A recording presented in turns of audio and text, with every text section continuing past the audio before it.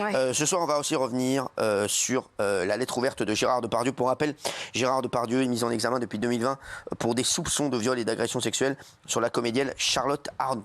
Des faits qu'il conteste bien sûr formellement Gérard. On va voir cet extrait sur CNews et on va vous lire la lettre, bien entendu, qu'a écrit Gérard Depardieu, et Myriam Palomba nous en dira un petit peu plus dans un instant. À tout de suite. Regardez, c'est là.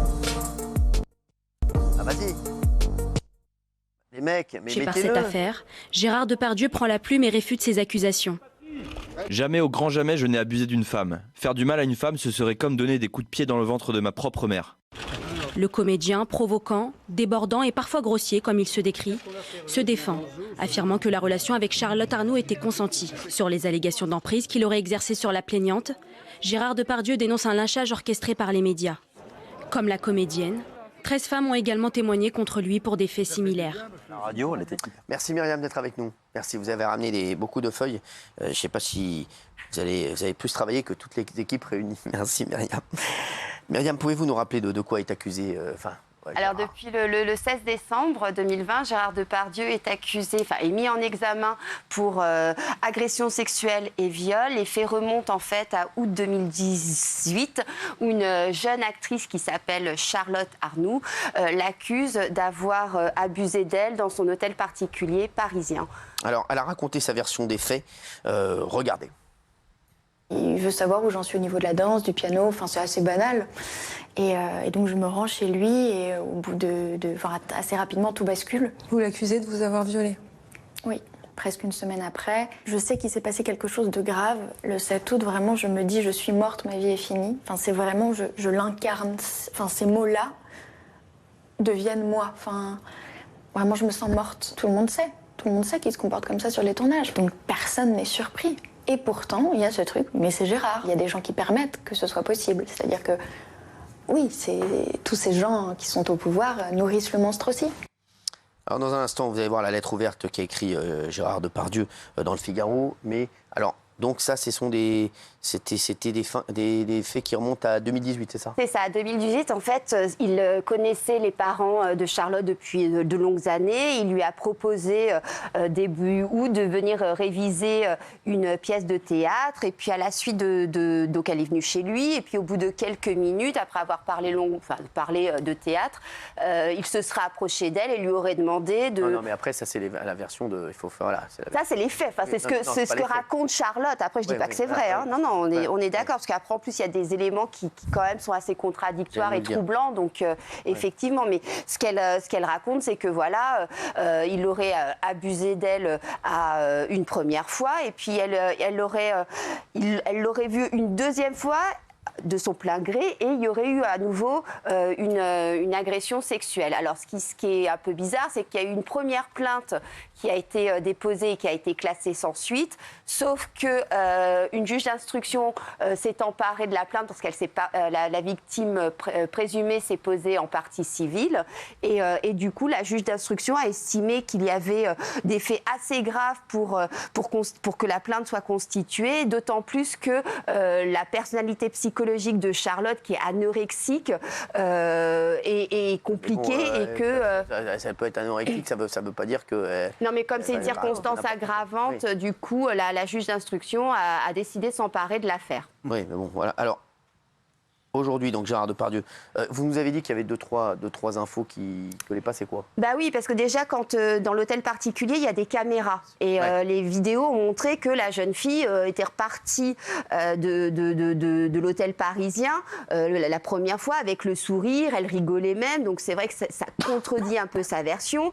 En plus, elle lui a envoyé quand même un texto où elle lui dit « Mon doux Gérard, j'ai appris la pièce de théâtre par cœur, est-ce qu'on peut se revoir ?» Et puis, surtout, elle a aussi envoyé un mail à l'amie qu'ils avaient en commun, à savoir Fanny Ardant, où elle pétrit d'éloges Gérard Depardieu. Donc, c'est vrai que c'est assez troublant, sa réaction après les faits qu'elle dit, elle, être des agressions sexuelles et voire même des viols. Gérard Depardieu, la lettre ouverte de Gérard Depardieu. Il a publié une lettre aujourd'hui, Gérard, dans laquelle il clame son innocence face aux accusations d'agression sexuelle à son encontre. Commence en expliquant que ces accusations ont eu un impact direct sur sa carrière. Je croyais m'en foutre, mais non. En fait, non. Tout cela m'atteint, pire encore, m'éteint. Aujourd'hui, tu ne peux plus chanter Barbara parce qu'une femme qui voulait chanter Barbara avec moi m'a accusé de viol. Jamais, au grand jamais, je n'ai abusé d'une femme. Faire du mal à une femme, ce serait comme donner des coups de pied dans le ventre de ma propre mère. Une femme est venue chez moi, une première fois, le pas léger, montant de son plein gré dans ma chambre. Elle dit aujourd'hui y avoir été violée. Elle y est revenue, une seconde fois. Il n'y a jamais eu entre nous ni contrainte, ni violence, ni protestation. Elle voulait chanter avec moi les chansons de Barbara au cirque d'hiver. Je lui ai dit non. Elle a déposé plainte. Alors, me dit-on, elle était sous emprise. Mais on est tous sous emprise. Moi-même, je suis sous emprise. Mon ADN, la famille, la société, l'argent, le spectacle, l'alcool et le cinéma qui ont fait de moi une nature. Si elle a été sous emprise, c'était sous sa propre emprise. Elle n'a jamais été sous mon emprise. J'ai été durant toute ma vie provoquant, débordant, parfois grossier. J'ai fait souvent ce que personne n'ose faire, tester les limites, bousculer certitudes, habitudes et sur un plateau entre deux prises, entre deux tensions, rire, faire rire. Tout le monde n'a pas ri. Si pensant vivre intensément le présent, j'ai blessé, choqué qui que ce soit, j'ai jamais pensé à faire de mal et je vous prie de m'excuser de m'être comporté comme un enfant qui veut amuser la galerie. Mais je ne suis ni un violeur, ni un prédateur. Je suis juste un homme, et je suis aussi une femme qui chante, et qui chante une femme, Barbara. Voir concert après concert des extrémistes, sans regard, brandir des pancartes calomnieuses, souiller, vandaliser, interrompre en hurlant les chansons de Barbara, cette femme hautement féministe, c'est l'enterrer à nouveau. Désormais, je ne peux plus faire entendre sa voix. Réagis. Oui, elle a réagi. Elle vient de donner une interview au magazine Elle, dans laquelle elle dit que c'est un message vraiment immonde. Elle dit « Il m'a souillé en 2018 et d'une certaine façon, il continue de le faire par les mots. Pour elle, c'est une nouvelle stratégie de communication de Gérard Depardieu qui doit se sentir acculé, dit-elle, par la perspective d'un procès. » Alors, Gilles. Alors, ce qu'il faut dire, c'est que lui, il se défend de tout comportement pénalement répréhensible. Ça, c'est important depuis le début. Hein. Bien sûr. Et lui, il plaide la relation consentie. Voilà, et comme vous l'avez lu, Cyril, ni contrainte, ni violence. Alors, pourquoi il fait cette lettre? C'est parce qu'il ne peut plus travailler concrètement. C'est-à-dire son spectacle sur Barbara, il y a eu des dates annulées. Il y a des gens qui commencent à ne plus vouloir venir et quand il produit son spectacle, il y a des associations féministes qui brandissent des pancartes et qui rendent ça très forte. Vous avez pensé de sa lettre? Sa lettre est très émouvante, très forte. C'est maintenant, très franchement, je ne vais pas dire parole contre parole, mais il y a deux versions totalement contradictoires et totalement opposées. Ça ne va pas être facile pour la juge de démêler le vrai du faux dans cette histoire. Ce sont des faits qui remontent à 2018. 2018. 5 ans. 5 ans. Et lui, en fait, il plaide, c'est implicite, mais c'est que la jeune femme revient. Voilà, sa défense est basée là-dessus. Elle revient la deuxième fois. À deux reprises. En plus, voilà. Elle lui envoie des SMS, elle envoie des mails. Donc, c'est vrai que c'est un peu ce qui va lui permettre de se défendre par rapport à ces faits dénoncés. Et la deuxième fois, sa mère à elle, qui l'avait encouragée à aller voir Depardieu, ami de la famille au début, la deuxième fois, sa mère lui dit n'y va pas. Et elle y va quand même. Voilà. Donc, il y a ces interrogations et c'est ces auditions à elle qui permettront peut-être d'y voir plus clair, Cyril. Justement, qui est Charlotte Arnoult, la jeune fille qui accuse Gérard Depardieu, elle connaît très bien la famille de Gérard. Hein, oui, en fait, c'est une jeune fille qui, à la base, voulait être danseuse et qui finalement décide de devenir actrice. Et elle profite que ses parents, qui connaissent Gérard Depardieu, pour reprendre contact avec lui, sachant qu'elle le connaît depuis son plus jeune âge. Le père de Charlotte a effectivement des hôtels dans une célèbre station suisse et il s'y rendait régulièrement. Donc, il connaît Charlotte depuis très très longtemps. Quelle est maintenant la relation entre les parents de Charlotte et de Gérard? C'est conflictuel. C'est conflictuel. Ils ne se parlent plus du tout. Donc, ils ont pris évidemment la défense de leur fille. Alors, aujourd'hui, Géraldine, qu'est-ce que vous pensez de la lettre de Gérard Depardieu?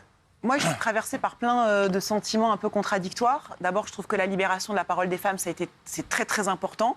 Il faut, comme l'a dit tout à l'heure Valérie, globalement, quand les femmes parlent, en fait, c'est globalement vrai. Même si dernièrement, il y a eu beaucoup d'histoires horribles. Enfin, je veux dire, elles s'attaquent à un mastodonte, à un ogre, à un monstre. Non, ça veut rien dire, mais malgré tout, je trouve que c'est quand même... Je me dis que c'est quand même...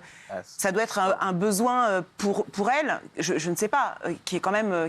très fort. Après, moi, ça me gêne toujours aujourd'hui, je trouve, que le tribunal médiatique s'empare de ce sujet-là. Il y a une enquête sur cette jeune fille aussi ou pas?